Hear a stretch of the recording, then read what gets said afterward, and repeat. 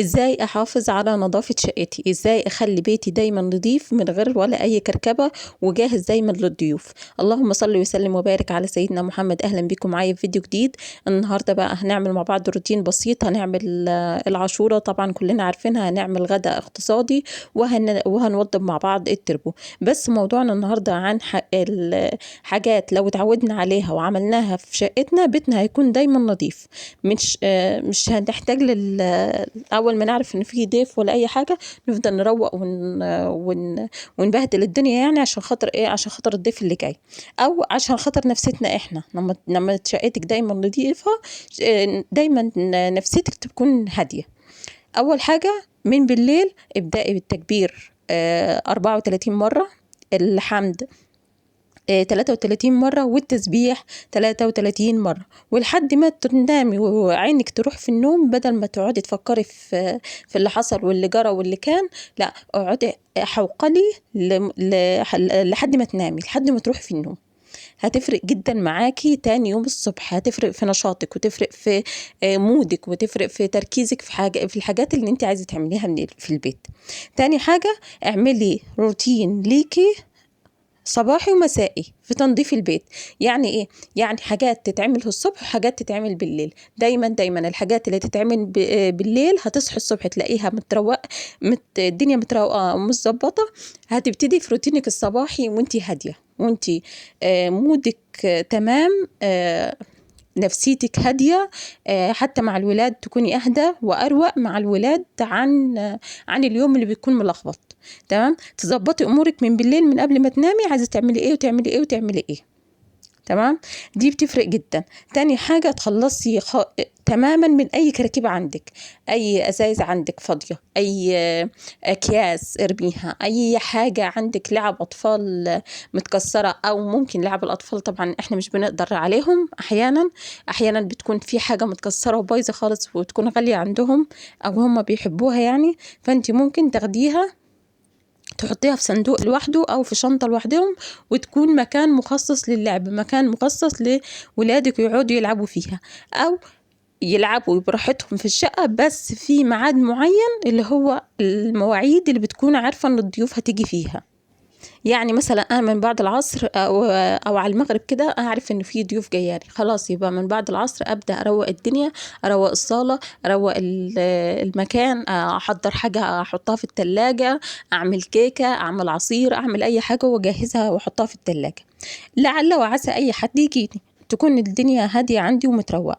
تاني حاجة، وانتي بتطبخي اغسلي أي حاجة في إيدك، أي حاجة تقابلك في إيدك، أو أي طبق مثلا غسلت فيه رز، بعد ما تخلصي اشطفيه بشوية مية هينضف. طبق مثلا غسلت فيه بطاطس، اشطفيه بشوية مية هتبصي تلاقيه نضف. مثلا معلقة، أي حاجة اشطفيها وانتي واقفة هتبصي تلاقي نفسك خلصتي بسرعة وأنجزتي في شغل المطبخ جدا. تالت حاجة، تسهلي على نفسك الدنيا. يعني في الحمام حطي بخاخة فيها أي المسحوق اللي انت بتستعمليه، وحطي سلكة مواعين أو سفنجة مواعين، أي حاجة بتدعكي بيها الحمام تحت إيدك، تبقى تحت إيدك وتحت، يعني وقت ما تحطي إيدك تتلفيها وتغسلي بيها الحمام، وتمام التمام، وتظبطي الدنيا وتمام.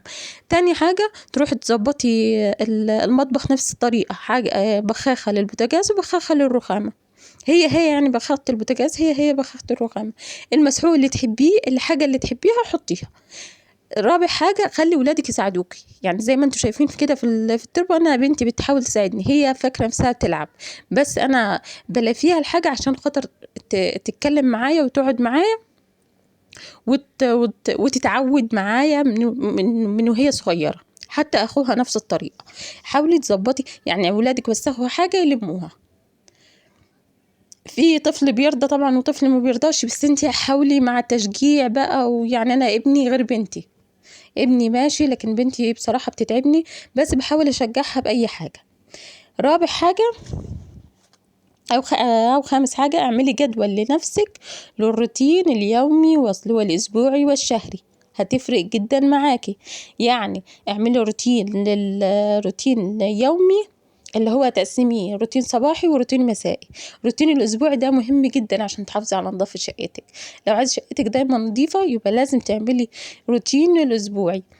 أنا كنت بعمل يوم واحد في الأسبوع، بس بعد الحمل وكده خليتهم يومين في الأسبوع، الأربع والخميس. دايما الجمعة بتكون الشقة كلها متشطبة ومفروشة فرش نظيف، والدنيا كلها نظيفة، مفيش ولا أي حاجة متوسخة عندي، لأني دايما بكون أعمل كده. تمام. أنا عملت هنا ال القمح بعد ما غليته حطيته على النار، وبعدين رحت ضربته بالهاند بلندر، وبعدين هحطه في اللبن يغلي شوية، وبعدين هحط عليه هضيف عليه بقى الإضافات بتاعته. بعدين بقى زي ما قلت لك تخلصي من أي كراكيب تقابلك، تخلصي من أي حاجة عندك، أي حاجة عندك مش عايزاها. أهم حاجة وانت شغالة استغفري كتير وسبحي كتير واذكري ربنا كتير. هتفرق جدا معاكي مع ان انت شغالة سورة البقرة دي، هتفرق قوي في مودك، وهتفرق قوي ان وانت صاحية الصبح. اول ما تصحي الصبح وتشغلي سورة البقرة وتسبحي وتذكري الله، هنبص تلاقي اليوم خلص بسلاسة، ومفيش اي مشاحنات ومفيش اي حاجة. انا هنا حطيت 3 معالق كريم شانتيه يعني، وحطيت معلقة من النشا على شوية لبن، وبعدين ضفتهم على العاشورة، واسيبها تغلي شوية. تمام لحد بس ما تفك معايا، بس كده حبايبي. وبعدين عندك لبن بودرة طبعا ضيفي، عندك قشطة بلدي او قشطة وش اللبن يعني ضيفيها برضو، مش هتقول لا، هتكون حلوة قوي معاها. وبعدين بقى تبرد شوية، وبعدين اغرفيها في الاطباق بتاعتها. وحطيت السكر على حسب ما انت عايزة، على حسب ما تحبي. في ناس تحبها مسكرة قوي، في ناس تحبها مسكرة خفيف، يعني زي ما انت عايزة. دلوقتي بقى هعمل المسقعة. انا هنا مقطعه بصله. المسقعه دي طريقتها حلوه قوي، تحسسك ان انت بتاكلي صينيه بطاطس او صينيه كده فخمه. تمام. بصراحه طعمها بيكون حلو قوي. جبت البصل قلبته مع حبة زيت، وبعدين جبت البطاطس قلبتها. هخليها تشرب من البصل كده وتشرب من الزيت، وتاخد سنة تحميرة خفيفة، مش اللي هي قوي يعني، اللي هي عايزاها تشرب. تمام. وبعدين بقى هقطع الفلفل الاخضر عليهم برضو، هديها تقليبه حلوه عليها، واخليها تشرب من النكهه بتاعت الزيت والبصل. بعدين بقى هجيب الثوم هفصصه، وهنزله عن زي ما انتم شايفين كده. وبعدين بقى هديلها تقليبه حلوه مع اضافه الكمون، واضافه الكزبره الناشفه، وحبه شطه، وكمان حبه فلفل اسود. بيديلها طعم غني جدا جدا جدا يعني. بصراحة أحلى وصفة للمسقعة الوصفة دي. طيب يا حبيبتي، أهم حاجة. طيب يا حبايبي، دلوقتي احنا قلنا تكبري وتسبحي وتحمدي ربنا بالليل. تمام. وتظبطي الدنيا قبل ما تنامي، تحاولي على قد ما تقدري ان يكون ليكي روتين مسائي. تالت حاجة او خامس حاجة، ان انت لما تصحي الصبح اظبطي التايمر بتاعك، او اظبطي المنبه بتاعك، اللي هو بعد ساعة انا هخلص الاوضة دي، بعد ساعة انا هخلص المطبخ، بعد ساعة انا هخلص، بعد 10 دقايق هعمل كذا، هنشر في 5 دقايق، هغسل في ربع ساعة. حددي الساعة اللي انت هتغسلي فيها، اللي انت هتعملي فيها حاجتك. تمام. وتظبطي فيها الحاجة بتاعتك. هنا انا كنت عملت العاشورة خلاص، وهنفطر انا والولاد. وبعدين المسقعة كمان بتاعتي كانت جاهزة، كنت حطيت لها الطماطم، وبعدين حطيت البتنجان بتاعي ياخد تقليبة يعني. انا بحط البتنجان اخر حاجة على المسقعة عشان خاطر بيتهري مني. تمام. فانا دلوقتي بحطه هظبطها، هقلبهم كده مع بعض، وبعدين هدخلهم الفرن تاخد تشمع كده من فوق، تتحمر كده من فوق. تمام. ودلوقتي انا مشغله بوتاجاز على البتنجانتين دول عشان اعمل سلطه بتنجان، اكله موفره ومش مكلفه. وبعدين كلنا بنحب المسقعه، مفيش حد مش بيحب المسقعه. بس الحاجه الوحيده اللي انا ما عملتهاش ان انا كنت بعمل رز جنبها، بس بصراحه المره دي ما رضيتش اعمل رز جنبها علشان خاطر اوفر في الرز وكده، فاحنا هناكلها بالعيش بس يا حبايبي. يبقى احنا هنقول النقط في اختصارة كده بسيطة، اللي هي من بالليل التكبير والتسبيح، وان احنا نظبط التايمر بتاعنا على المواعيد، على المواعيد بتاعتنا، وان احنا نغسل اي حاجه في ايدينا تقابلنا، مش هتاخد اي وقت مننا.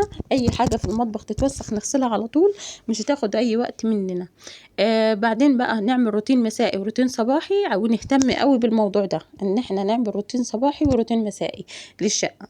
نعمل كمان جدول للروتين اليومي، وده جدول للروتين الاسبوعي، وجدول للروتين الشهري. هيفرق قوي قوي معاكي. دايما هتحسي ان بيتك نظيف في الروتين. لما تعملي روتين اسبوعي هيفرق قوي قوي معاكي. دايما شغلي صوت القرآن جنبك، دايما شغلي اذاعة القرآن الكريم، هتفرق برضو معاكي وهتفرق قوي في مودك. مش هتعمل اي حاجة. حاولي تدوري على الحاجات اللي تسهل عليك الدنيا، يعني اي حاجة تسهل عليك الدنيا حاولي تدوري عليها، حاولي تعمليها عشان تسهلي الدنيا على نفسك. هنا يا حبايبي الغدا بتاعي كان جاهز وخلاص، الفيديو خلص خلاص. اشوفكم على خير في فيديو جديد، والسلام عليكم.